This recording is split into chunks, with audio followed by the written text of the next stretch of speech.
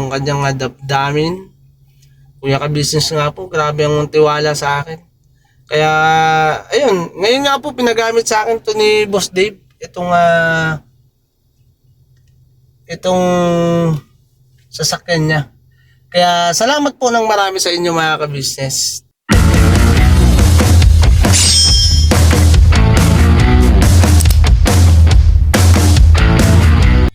Alright mga ka-business. Isang mapagpalang gabi po mga ka-business sa inyong lahat. At sana po nasa mabuti po kayong kalagayan. Okay, alright. So yan mga ka-business. Samahan nyo ako mga ka-business. Biyahe tayo dito. Yan. Gabi na po mga ka-business. At babiyahe po ako ng mag-isa. At dala ko po yung Ford ng ating Boss Dave. So yun mga ka-business. Habang bumabiyahe ako, may pupuntahan lang po ako mga ka-business. At yun nga po, habang bumabiyahe ako bilang isang magiting na driver, di ba mga ka-business? Lagi nga sinasabi ng ating kuya ka-business na ako isang magiting na driver. Salamat ng marami. Thank you so much kuya. At siyempre si ate, sa first family, kay Boss Dave, kay Papa Dins, at kay Budang. Siyempre mga ka-business sa pagtitiwala nila. Salamat dahil ako pinagkatiwalaan sa mga kanilang kagamitan, mga mahalagang gamit na dapat ay sila dapat ang 'di ba ang gumagamit. Subalit mga ka-business, ipinagkakatiwala nila sa akin yung sasakyan na ginagamit nila. Siyempre mga ka-business, nung wala pa naman ako, 'di ba? Ay andyan yung mga gumagamit din na pinagkakatiwalaan ni Kuya ka-business. At talaga naman po ang ating kuya ka-business ay pagka nagtiwala ay siyempre mahal niya mga ka-business. Pinagkakatiwalaan niya yung mga bawat tao na gumagamit ng kanilang sasakyan. Talagang buong tiwala nila yan na ibinibigay. Yung pagtitiwala nila, yung pagmamahal nila, hindi nila binibigyan ng pagdadalawang isip. Kasi po mga ka-business, si Papa Dins, ayan, alam naman po natin, di ba, si Papa Dins simulat una pa lang ay siya na po ang nagmamaneho ng kanilang sasakyan. At kasama nga po si Bochok. Ayan. At nagmimisyon sila ng dalawa sila bimisyon kahit saan makakarating. At si kuya ka-business naman po, nagmamaneho din po yan nung nasa pa lang po sila, nasa sewing machine. At yung gamit nila mga ka-business ay yung pula, si Legend, si Urban Legend po ang kasakasama nila sa kanilang hanap buhay nung araw mga ka-business. At nga po pala ay napakwento na ako, tuloy-tuloy ko na mga ka-business. Sa mga namaneho ko na po mga ka-business, marami na akong nahawakan. At salamat po sa Panginoong Diyos dahil ako pinagkakatiwalaan ng bawat tao na aking nakakasama. At ipinagkakatiwala nila na ako ang magmamaneho. At salamat dahil talagang yung tiwala nila, buong tiwala nila nga ibinibigay sa akin. Na siyempre mga ka-business, kahit naman po sino ay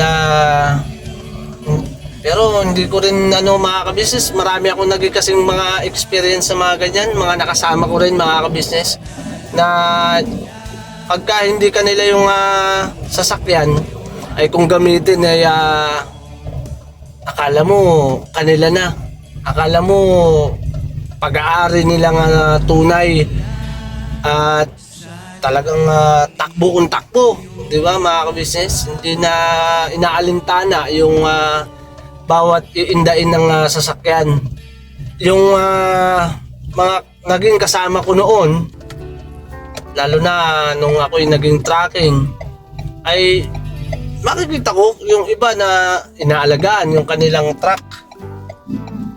Makikita ko rin na talagang pag pinatakbo yung truck ay kaldag kung kaldag, di ba?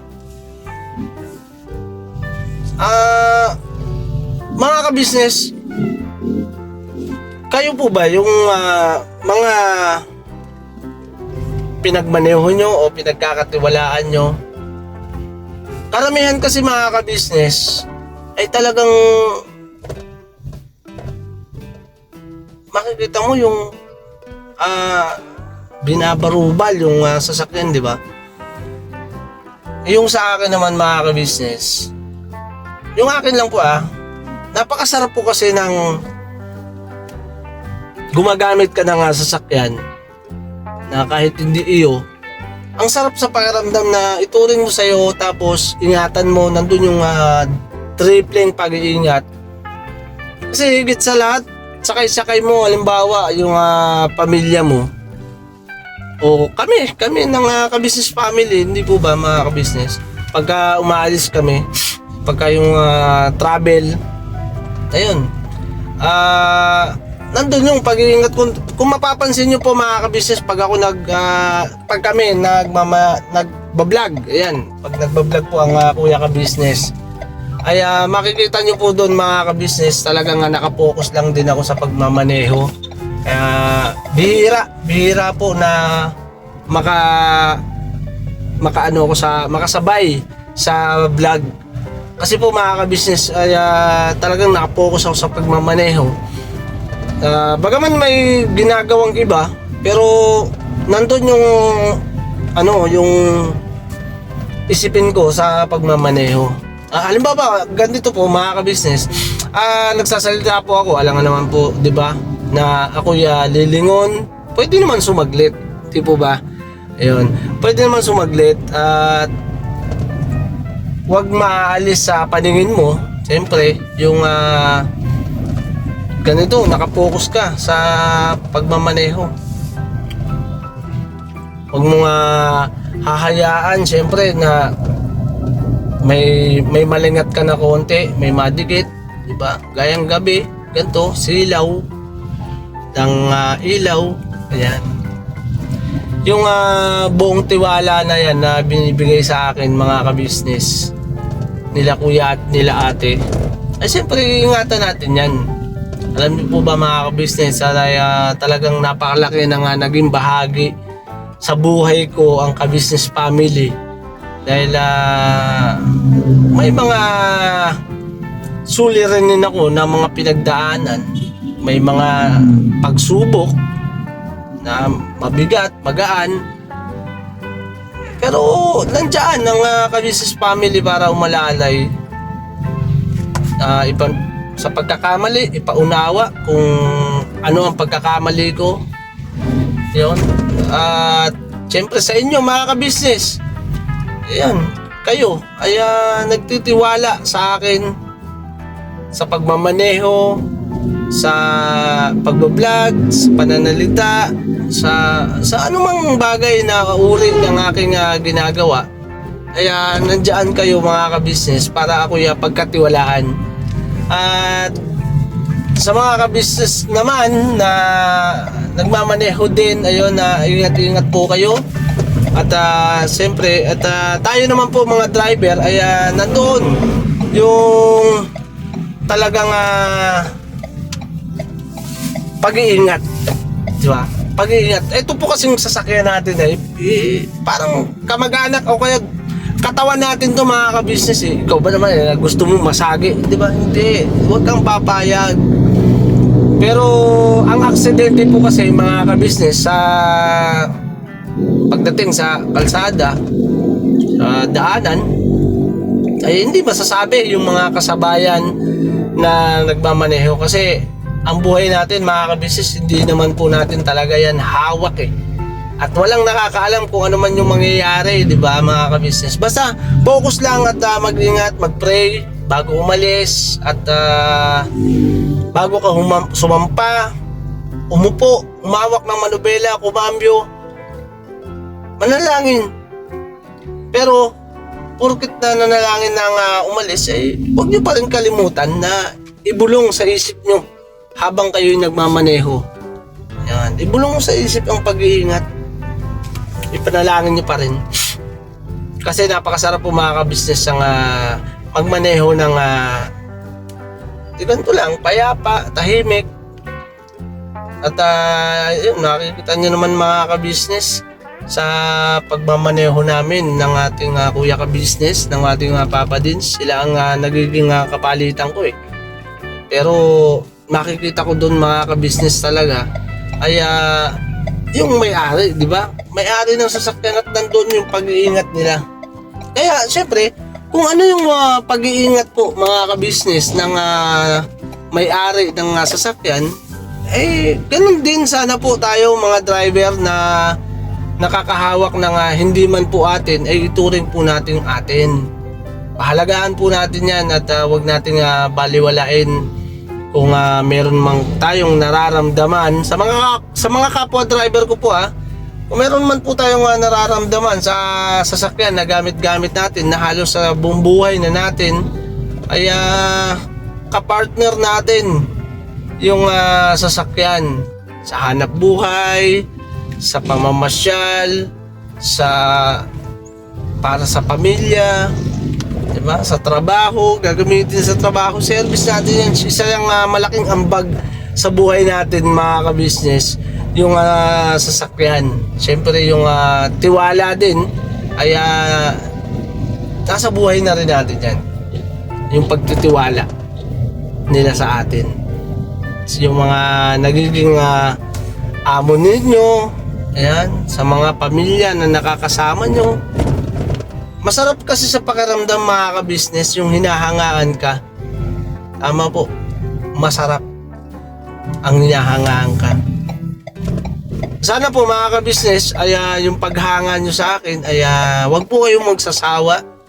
At syempre mga kabisnes, yung paghanga nyo naman sa akin ay talagang lubos kong pinagpapasalamat po niyan sa inyo at ang tiwala ng buong kabisnes family sa akin. Kaya pinagpapasalamat ko po yan sa Panginoon Diyos dahil sa ganitong larangan ng pagbablog at pagdadrive ko ay binigyan niya ako ng talento na ako ay maging isang mahusay. Hindi ko naman po sinasabi na magaling na husto ako, pero mahusay. Yan. Kasi po mga kabisnes, simulat natuto akong magmaneho, ay maraming nagtiwala. Nung una, kinakabahan sila, pero hanggang sa tumagal, sa una lang naman po yan, talagang kakabahan po kasi hindi ka pa kabisado ng may-ari ng sasakyan na ikaw ay ganun pa magmaneho. Pero nung malalaman at magdadrive ka, yan, maano mo na po yung may-ari, makukuha mo yung kanyang kalooban o yung kanyang damdamin. Kuya ka-business nga po, grabe ang tiwala sa akin. Kaya ayun, ngayon nga po pinagamit sa akin to ni Boss Dave itong sasakyan niya. Kaya salamat po ng marami sa inyo mga ka-business. Thank you so much. At wag po tayong magsasawa sa ginagawa nating mga video. Samantala itong mga ka-business, itong video ko ay puputulin ko po muna. At thank you so much sa inyo at napakwento na. At sana mga ka-business, sa mga ka-business ko na kapwa driver ko na nangangamuhan sa iba't ibang kumpanya, ayan, sa iba't ibang departamento, ayan, departamento talaga, no? Ayan, ingatan nyo po yung sasakyan na inyong ginagamit at ibigay nyo po yung tiwala nyo sa may-ari ng sasakyan para po ang may-ari ay laking tuwa at merong driver na nag-iingat sa kanilang gamit na personal na gamit na ginagamit sa araw-araw. So yun mga kabisnes, siguro po hanggang dito na lang po at thank you so much. Pasensya na kayo sa ating naging